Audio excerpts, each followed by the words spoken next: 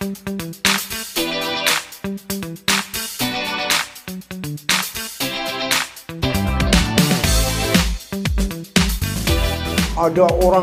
mahasiswa S3 imam masjid, S2 lulus S2 imam masjid pinter gitu lah. Ayo sholat ke sana, sholat sana, mampir ke ruang saya, ngobrol, pulang lapor ke Gus Dur. Ada anak namanya Said Agil gini. Nah, Gus Dur umroh mampir ke saya. Jadi seandainya saya tidak jadi imam, belum tentu secepat itu kenal dengan Gus Dur.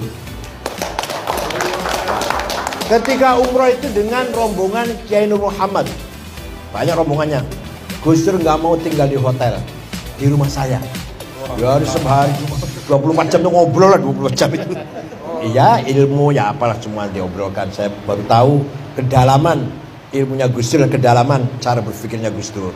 Kemudian haji dengan Pak Harto, dengan Pak Yusuf Hasim, dengan Ketua Muhammadiyah, tidak mau tinggal di hotel yang dengan Pak Harto, misah dengan saya di rumah saya waktu itu. Walhasil bertanya dengan saya lah kira-kira itu. Mulailah beliau sebelum saya pulang sudah ngomong di muktamar Krapyak dan dikutip oleh majalah Umat, waktu aja majalah Umat, kalau NU mau maju cara berpikir tasawuf harus dirubah. Ini ada anak yang lagi S3 nulis tasawuf, nanti kalau pulang akan merubah cara berpikir mainstream, Pak. Jadi saya belum pulang, nama saya udah dikenal di PBNU. Pak Bagja udah kenal, Mustafa Zuhad udah dengar nama saya, kira-kira. Walhasil gitu ceritanya lah. Kemudian saya lulus 94 S3 cum laude. Saya pulang diterima Gus Dur ada tanah, kalau rumah bangun sendiri, tapi tanah pesantren di sebelahnya Gus Dur sana. Begitu muktamar Cipasung, saya diajak dan baru tahu kali itu muktamar yang sangat panas, muktamar yang sangat mengerikan, menakutkan. Tapi saya lihat Gus Dur tenang, yakin, percaya diri, sedikit pun tidak ada rasa takut, sedikit pun tidak ada rasa grogi. Padahal waktu itu kiai-kiai pun diancam, ditindas, jangan minum Gus Dur, asal ABG, asal bukan Gus Dur. Mau Pak Mawardi boleh, mau Fahmi Syaifuddin boleh. Ternyata nggak laku.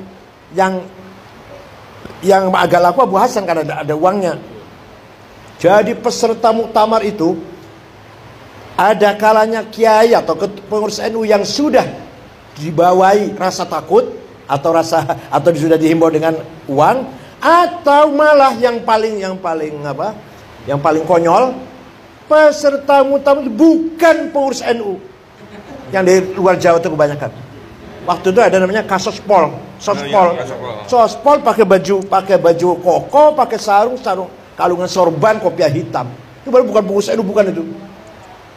Tapi alhamdulillah muktamar Cipasung malah membesarkan Gus Dur yang luar biasa. Ditindas, ditekan, diancam, semakin Gus Dur itu besar. Dan situlah mulai Gus Dur menjadi sentral. Ya, semua yang non muslim, yang sekuler, yang kejawen, yang abangan, semua datang ke Ciganjur waktu itu. De facto pemerintah ada di Ciganjur waktu itu. Bukan di istana. Iya, Pak. Setiap hari tamu luar biasa, wartawan waktu itu masih aneh kan? Wartawan masih setiap hari kamera tuh di depan Masjid Gus Dur. Tamu itu siapa? Yang paling heran lagi ketika ada siapa? Dari Bank Dunia, bukan dari apa? Yang memberi utang pinjaman pada Pak Harto dulu. IMF, Habernis namanya. Itu waktu Pak Harto tanda tangan dia meteng-teng. Tapi datang Gus Dur di rumah Ciganjur, sepatunya dilepas, salamannya bungkuk. Hasil luar biasa waktu itu. Lagi orang kalau Allah membesarkan manusia itu luar biasa. Orang luar negeri pun dengan Gus Dur gondok. Semua akhirnya datang ke Ciganjur. Pak SBY, Pak Hartono yang tadinya berperan ketika Cipasung lah, karena dia mendagri waktu itu. Semua datang ke Ciganjur dan kita lihat perkembangannya luar biasa. Dari situlah kemudian selesai Cipasung saya diangkat menjadi wakil katib. Katibannya Pak Dawam Anwar. Kiai Dawam Anwar di Bekasi, saya wakil katib. Diajari oleh Gus Dur, diajari berani. Jadi Gus Dur itu guru saya, bukan guru baca kitab. Saya nggak pernah ngaji sama Gus Dur. Tapi guru ilmul ahwal, bukan ilmul maqal, bukan makalah, tapi memahami kondisi, memahami situasi. Sampai ini harus begini, ini tempatnya sampai di sini, pasnya di sini, harus begini. Banyak sekali pengalaman yang saya dapat dari beliau.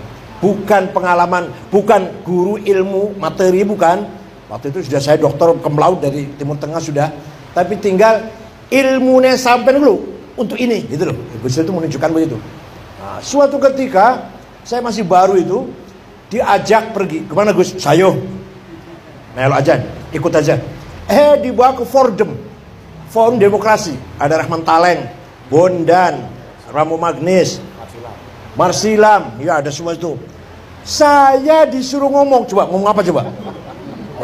Kalau suruh ngaji bisa, suruh agama bisa. Tapi waktu itu dipaksa suruh ngomong. Ya, saya cuma ngomong situasi politik di Timur Tengah, itu aja saya bisa. Saya belum paham politik sini, belum. Menurut Gus Dur itu dalam rangka mengkader saya. Kemeringet saya ngomong itu. Gak ngerti situasi sini, suruh ngomong di depan aktivis-aktivis yang seperti itu. Alah, pokoknya saya ngomong lah. Saya sekarang nggak ingat ngomong apa, waktu saya nggak ingat. Nah, kasus dukun santet di Banyuwangi. Laporan telepon dari pengurus NU, Gus, ada kejadian Gus, 5 orang yang diduga dukun santet dibunuh Gus, terang-terangan bunuhnya. Gus Dur diam. Besok 2 hari lagi Gus, tambah 5 lagi Gus 10. Besoknya lagi 7 Gus, besok sampai 30 Gus Dur diam. Baru setelah 30 Gus Dur berteriak, bikin bentuk tim pencari fakta. Diwakilin ke saya dari PBNU-nya, Masya Allah. Padahal saya masih baru banget itu, ya masih baru lah. Nah, dari Mabes Polri ada, dari Mabes TNI juga ada. Ya, saya dari NU-nya berangkat ke Jawa Timur. Sebentar, tadinya maunya malam, ditunggu oleh Pak Imam Utomo waktu itu jadi gubernur baru 1 minggu atau 2 minggu. Pak Kapoldanya Joko Subroto, Pangdamnya, Pak Kapoldanya kalau sekarang Irjen dulu Maijen Samsuri. Ya, malam ditunggu, saya nggak datang. Walau sudah ditunggu itu oleh pemerintah Jawa Timur. Besoknya baru datang. Wah, itu masuk koran itu. Saya agak ditunggu pemerintah Jawa Timur nggak datang. Lumayan lah, lumayan berita lumayan. Datang. Saya waktu didamping oleh Cak Anam Jawa Timur. Saya beberkan semua fakta-fakta yang saya dapatin. Anam juga. Joko Subroto kurang 15 menit keluar meninggalkan rapat itu. Malah masuk berita besar-besaran, Pangdam Jawa Timur ngambek. Pertemuan belum selesai sudah meninggalkan tempat. Nah, mulailah saya dikenal wartawan, mulai barangkali itu barangkali. Kalau sekarang disuruh, saya nggak mau, betul nggak mau saya. Turun ke Banyuwangi.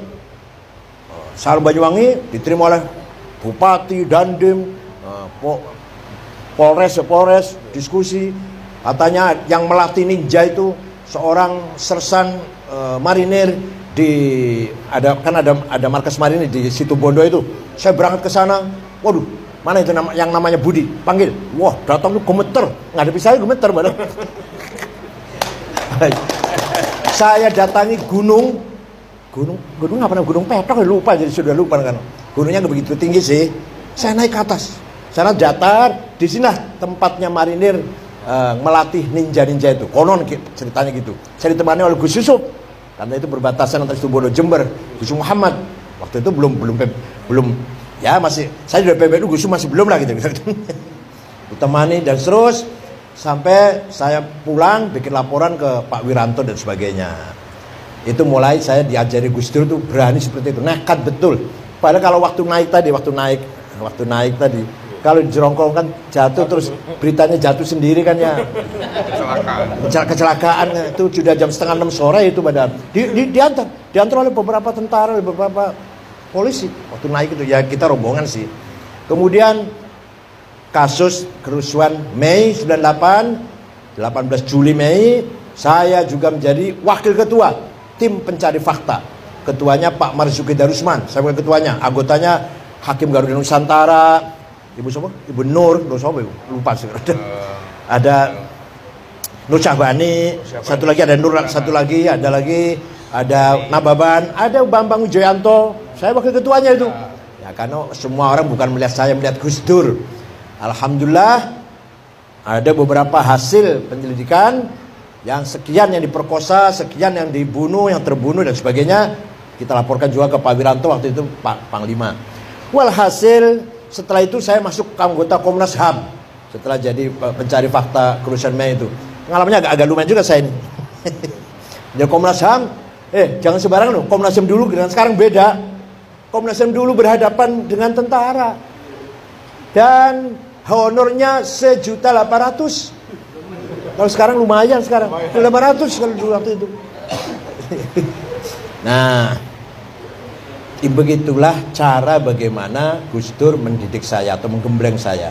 Begitu lahir PKB, saya menjadi jurkam nomor 1 di TV, nomor 1, dan saya tim 5. Ketuanya Ki Ma'ruf, wakilnya saya, Pak Rozi Munir, Pak Bagja, Mustafa Zuhad, yang menulis ADRT, Mabda' Siasi, mukaddimahnya ADRT PKB, itu tulisan saya itu.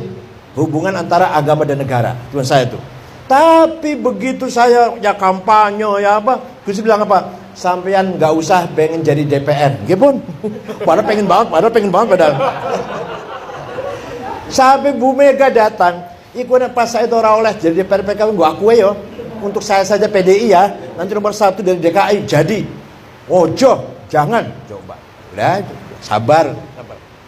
Lah, begitu Gus jadi presiden, saya diomongin lagi di Hotel Syahid. Saya harus sampai jadi menteri ya, Masya Allah. Pada orang-orang semua meyakini saya akan jadi menterinya lah. Sampai Pak Amir Rais ketika nyusul kabinet, ada Amir Rais, ada Pak Akbar Tanjung. Saya nggak masuk sampai kaget Pak Amir Rais. Pasti gak dibawa Gus. Jawabnya nggak bisa bahasa Inggris, Masya Allah. Remeh banget jawabnya itu. Padahal nyuwun sewu ini cerita bukan cerita ya. Padahal yang jadi menteri agama Pak Tolha juga nggak bisa bahasa Inggris, sama aja. Pak Tolha Hasan. Ya ini cerita bukan ini, supaya perjalanan saya begitu. Begitu mau di Muktamar NU di Lubuk saya maju, yang tadinya Gus Dur itu mendukung, kurang 6 bulan Gus Dur nggak dukung. Dukungnya Pak Hashim Muzadi. Gak apa-apa, itu saya terima, itu supaya saya mateng betul itu. Saya tetap maju. Ya kalah. Didukung presiden Pak Hashim. Masa pasti menang. Tapi walaupun begitu terpautnya hanya 35. Terpautnya 35 dengan Pak Hashim. Dengan segala Gus Dur perintahkan kepada semua kirim fax dari Italia. Waktu itu buka muktamar pergi Italia. Ada fax datang masuk ke Kiai Idris. Jangan, harus Hashim Muzadi yang jadi. Nah, Kiai rapat. Ya kumpul. Kiai Abdul Abbas, Kiai Fuad Hashim di rumahnya. Gimana ini? Ya ini kena presiden harus kita. Ya udah, walhasil gitulah. Walhasil saya dicegah jangan sampai jadi ketua umum. Karena apa? Belum mateng. Udah titik. Saya tahu masalahnya. Belum mateng. Pak Hashim Muzadi lebih mateng dalam organisasi, dalam manajemen, dalam. Dah. Itu ceritanya. Nah, kalau kelebihan Gus Dur sangat banyak sekali. Seorang ulama yang betul-betul menguasai ilmu agama ya Gus Dur. Terutama sekali sejarah, peradaban, filsafat, dan seterusnya. Bukan hanya sejarah Islam, sejarah dunia. Bukan hanya sejarah dunia, sejarah Cina, sejarah mana aja dia tahu.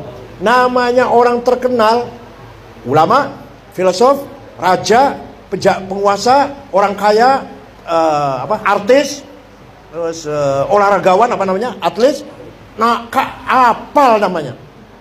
Sedunia lu ya, sedunia. Bukan se-Indonesia bukan.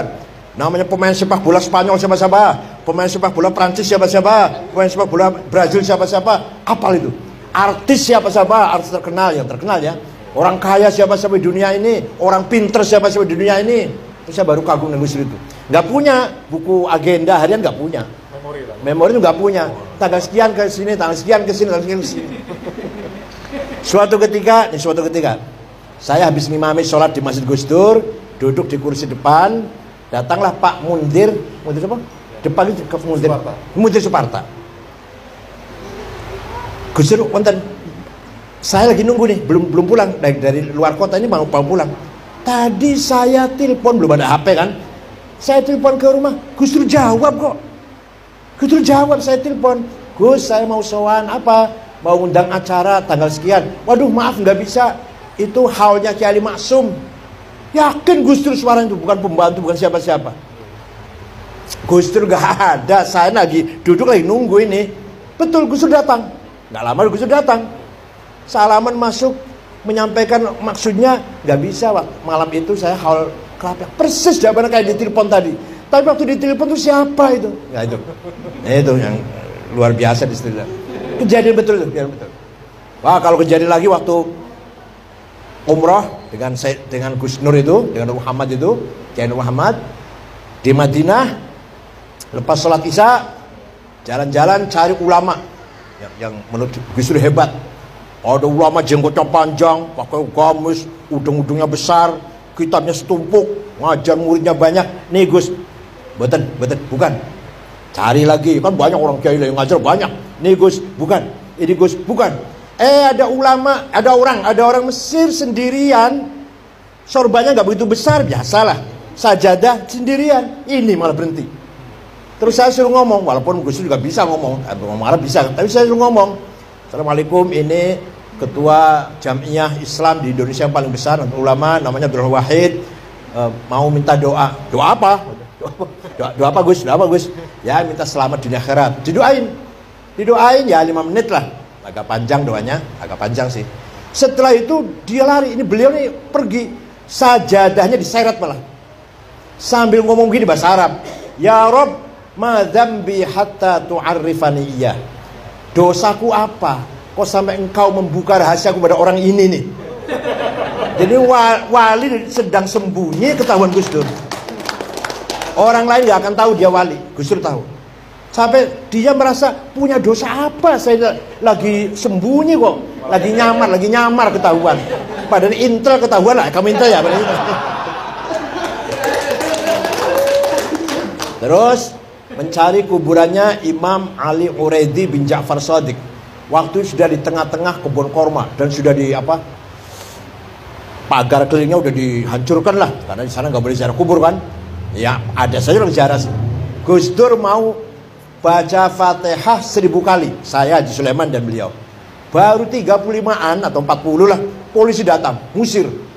Apa Gus Dur apa? Anta'adullah, kamu musuh Allah. Gak apa-apa tuh. Baru biasa orang Saudi kalau gitu kan marah kan. Gak dibiarkan tuh. Walhasil gagal baca Fatihah 1000 kali. Itu pengalaman saya dengan beliau. Pengalaman ziarah ke Sunan Ampel.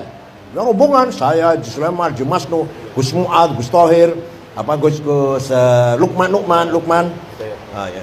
Terus jam 12 malam baru masuk ziarah ke Sunan Ampel. Kita ini disuruh baca la ilallah keras, la ilaha illallah, la ilaha. Gusnya diem aja, enak banget dia. 1 jam la ilaha illallah, kendor gak boleh, la ilaha. Juru kuncinya namanya Kiai Nawawi, gak boleh kita berhenti dan gak boleh kita kendor, terus la ilaha illallah keras. Gusnya diem aja. Ternyata ketika diam itu lagi mukhatabah, lagi dialog dengan Sunan Ampel. Isinya antara lain, jangan takut, jangan khawatir, kamu pasti dilindungi oleh Allah. Ini jauh sebelum jadi presiden belum. Kemudian buka puasa, ini ceritanya nggak urut ya, nggak apa-apa ya. Buka puasa di rumahnya Pak Rozimuni di Puncak. Saya satu mobil dengan Mas Saiful, dengan Muhaimin. Waktu itu masih kaya saya dengan Mas Imin, dengan Mas Sulung, masih kaya saya. Saya mobilnya Kijang Perkasa, baru masih. Mas Imin masih ala, masih. Mas Saiful masih mobilnya apa? Katana. Kalau Mas Imin Holden yang kuno banget lah, masih kaya saya lah. Nah berangkat. Di sana Pak Mustafa Zuhad, Rozimun, dari Pabak, ada malah fotonya ada di sini. Ada. Dah kita buka pakai ikan karena ada kolamnya. Terus sholat taraweh, ada Pak Matori juga. Gus Dur baru datang dengan Haji Sulaiman. Rupanya bukanya sate di tengah jalan. Setelah sholat taraweh buka duren. Nah, Kita makan durian, Gus Dur makan banyak. Oleh Mbak Yeni ditegur, Pak, orang popo, nggak apa-apa. Pulang dari sana jam 2 muntah-muntah di rumah. Besoknya masih menghadiri buka bersama undangan media Indonesia, koran media Indonesia. Gus Dur datang besoknya itu, baru sudah keadaan kurang sehat lah. Pulang dari media Indonesia ke PBNU sudah nggak bisa turun dari mobil. Di papa, muntah-muntah di toilet. PBNU yang jelek itu bukan PBNU sekarang, yang jelek itu langsung dibawa ke Cipto. Jam 9 malam digeragaji, dioperasi otaknya. Jam 1 siang siuman. Langsung cepat sekali itu. Begitu siuman, mendengar suaranya anak-anak di luar kamar.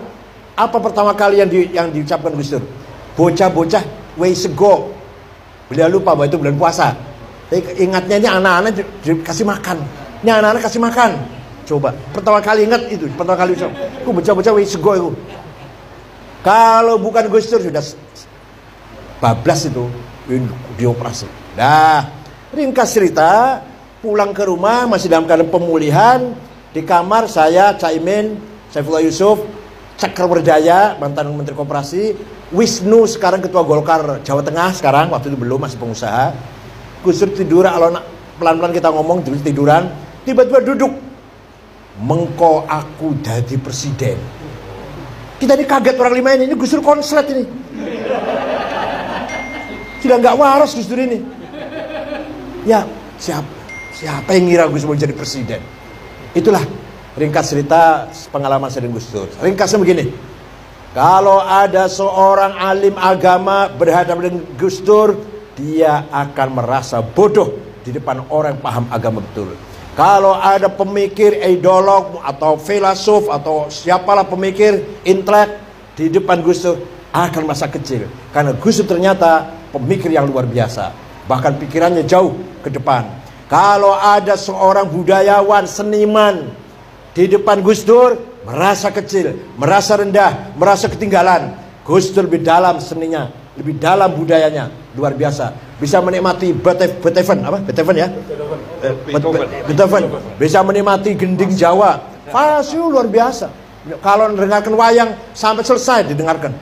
Padahal lewat telinga aja nggak lihat.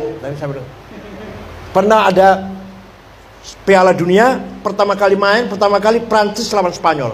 Itu Gus Dur hanya mendengarkan, Spanyol kalah 0-1 ini. Betul 0-1 kalah.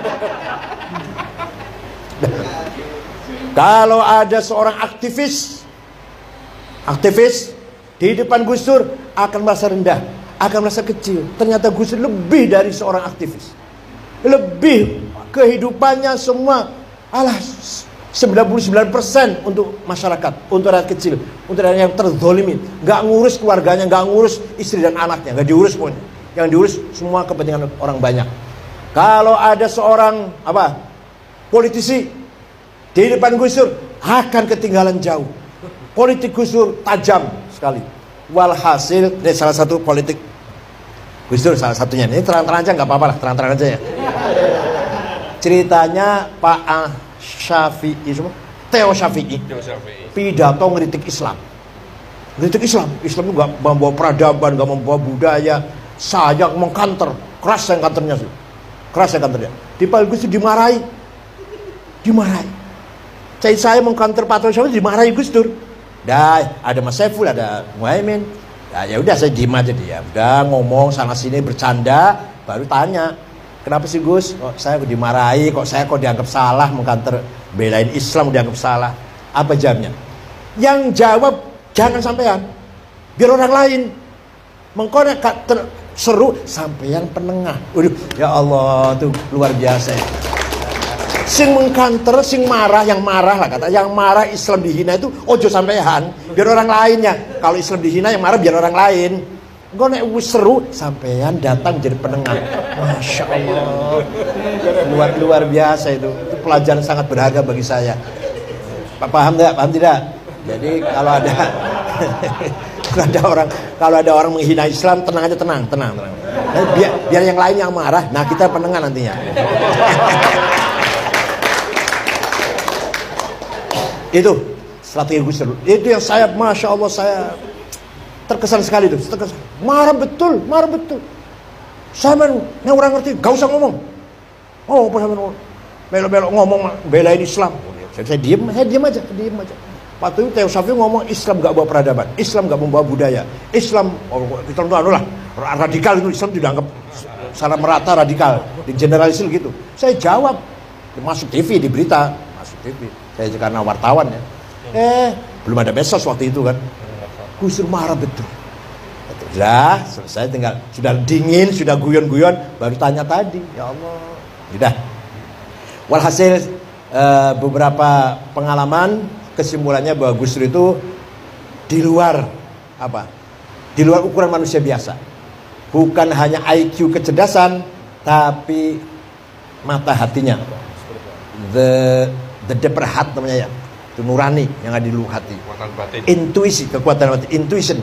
Itu namanya dalam bahasa Arab menerima khawatir ilahiyah, illumination, menerima illumination, direct illumination dari Allah, pencerahan dari Allah. Nah itu khusus selalu dibimbing oleh Allah langsung, bukan nabi, bukan wahyu, bukan. Tapi itu adalah boleh kasyaf, boleh ilham, boleh ilmu laduni, asal jangan bilang wahyu. Gus Dur boleh wali, boleh Imam Mahdi, tapi jangan kita anggap nabi, nggak boleh. Tapi itulah kecerdasan, kehebatan Gus Dur Salwa. Tawakalnya, waduh tawakalnya. Itu khairul supir itu kalau nyupir ngebut gitu. Nah saya kalau ikut dengan Gus Dur mobilnya khairul yang nyupir, awas. Gus Dur enggak tuh, tenang aja. Padahal kalau nyupir ngawur khairul itu, khairul waton namanya tuh, supirnya. Saya ya di sebelahnya Gus Dur, awas, hati-hati. Kok enggak, tenang aja Gus Dur mau apa. Naik pesawat tenang, nggak pernah apa takut apa, nggak pernah. Dulu kan nggak ada HP ya, ceritanya telepon dengan siapa ya, dulu apa namanya, pokoknya telepon tokoh masyarakat lah. Ngerasani Pak Harto dalam HP itu. Sudah selesai ngomongnya, ini disadap loh, wah orangnya ketakutan sana. Orang sebelah sana ketakutan. Ini omongan kita disadap loh ya. Itu orang jangan sana ampun-ampunan sana. Pejabat di Kementerian Transmigrasi waktu itu, Dirjen ya. Pokoknya ngeritik Pak Harto lah dalam intronya. Gus Dur nimpal ya yuk. Begitu. Walhasil itulah kehebatan Gus Dur, terutama sekali setelah Muktamar Cipasung. Simbol perlawanan terhadap kediktatoran, simbol perlawanan terhadap kezaliman waktu itu adalah Gus Dur. Nah kita ini pengalaman memimpin NU yang selama Gus Dur pimpin itu, mari kita jalan itu bagi-bagi, jangan saya semua. Saya nggak seperti Gus Dur, bagi-bagi. Teddy harus berperan, Pak Edi harus berperan, saya perannya ngaji saja lah gitu. Maka harus kolegial, cari orang yang perfect kayak Gus Dur ya sulit. Tapi kita bagaimanapun prinsip kita nggak bisa bergeser. NU punya prinsip yang tidak bisa bergeser. Tawassut moderat itu butuh cerdas. Kalau nggak cerdas nggak mungkin tawassut. Orang kalau nggak cerdas nggak mungkin tawassut. Ya kalau orang nggak tawassut ya nggak cerdas itulah. Kedua, tasamuh, toleran. Orang toleran berarti akhlaknya mulia. Orang nggak toleran berarti akhlaknya ada sesuatu dalam akhlaknya. Jadi kalau mau akhlaknya mulia, tasamuh. Kalau mau cerdas, tawassut. Atau dibalik, kalau mau tawassut cerdas. Kalau mau toleran ya akhlaknya mulia dulu, baru bisa toleran. Nah itu kita prinsip. Dan tetap kita, dan gak lepas dari Quran, jangan khawatir. Contoh satu aja nih. Wala tasubbul ladzina yad'una min dunillah fayasubbul adwan bighairi ilm kadzalika zayyana likulli ummatin amalahum. Gus Dur enggak pernah dalil, kalau saya keluarkan Qur'annya. Kalau Gus Dur enggak pernah ngutip Quran. Jangan kamu sekali-kali mencaci maki Tuhan orang lain. Wala tasubbul ladzina yad'una min dunillah. Nanti mereka mencaci maki Tuhanmu Allah. Akan terjadi saling caci maki bighairi ilm yang enggak ada gunanya. Kadzalika zayyana likulli ummatin amalahum. Demikianlah kata Allah, saya jadikan bagi setiap umat, setiap kelompok punya kebanggaan dengan agama dan budayanya masing-masing. Coba Qur'annya itu. Gus Dur enggak pernah mengeluarkan ayat itu. Demikian kata Allah, masing-masing umat itu punya budayanya, punya karakternya, punya agamanya. Jangan kamu caci maki atau melecehkan. Bahkan harus kita saling menghormati. Itu salah satu ayat yang paling penting, prinsip Nahdlatul Ulama seperti itu. Oleh karena itu, apapun kondisi situasinya, bagaimanapun, ayo kita bersama-sama menjaga, merawat, menyelamatkan dan memperkuat Nahdlatul Ulama sebagai kekuatan civil society yang sudah bukti nyata peranannya dalam membangun bangsa yang dua ya, bangsa yang beragama dengan benar dan bangsa yang bernegara dengan benar. Gus Dur mewarisi kearifannya ayahandanya Wahid Hasyim. Wahid Hasyim begini ceritanya. Wahid Hasyim ketika kan beliau anggota BPUPKI, tanggal 18 Agustus 45 rapat ketuhanan yang Maha Esa dengan berkewajiban menjalankan syariat Islam bagi para pemeluknya. Nah ini tambahan ini 7 kata orang-orang non muslim terutama dari Indonesia Timur nggak setuju. Karena nanti jadi negara Islam kalau syariat-syariat begini. Gak setuju. Kalau dipaksa saya keluar dari NKRI. Kira-kira begitu bahasanya. Kiai Wahid Hasyim pulang ke Tebuireng karena belum ada WA kan. Menghadap ayahandanya Kiai Hasyim Asy'ari, gini. Kiai Hasyim Asy'ari jawabnya, ya nanti malam saya sholat dulu, minta petunjuk pada Allah. Besok pagi Wahid, saya setuju. Piagam Jakarta 7 kata itu dicoret, saya setuju. Yang penting negara kuat dulu. Kalau udah kuat, ayo kita membangun peradaban Islam di atas negara yang kuat. Negara bersatu kuat, ayo kita bangun masjid, madrasah, pesantren, tabligh, ceramah, Islam, ngaji di atas negara yang kuat. Nah kalau belum negara yang sudah bertengkar masalah syariat Islam, negaranya belum kuat, syariatnya nggak akan jalan. Contohnya betul Afghanistan. Soviet lari, langsung bicara negara Islam, ini negara Islam, syariat Islam. Sampai sekarang 40 tahun perang saudara. Syariat Islamnya nggak terbukti, negaranya carut marut nggak karu-karuan. Padahal cuma 7 suku padahal cuma sukunya. Walhasil itulah kearifan Kiai Hasyim Asy'ari yang diwarisi oleh Wahid Hasyim. Kiai Wahid Hasyim itu mewariskan kearifannya kepada putranya Gus Dur atau Kiai Abdul Wahid. Mari kita semua mengenang jasa beliau, menghormati al-maghfur wal marhum, al-maghfurlah wal marhum Kiai Abdul Wahid. Askanahu fi jannatih, taghammadahu fi rahmatih, taqabbal hasanatih wa tajawaz an sayyiatih. Syukran wa dumtum fil khairil barakati wan najah. Wallahu fi aqwamit thariq. Wassalamualaikum warahmatullahi wabarakatuh.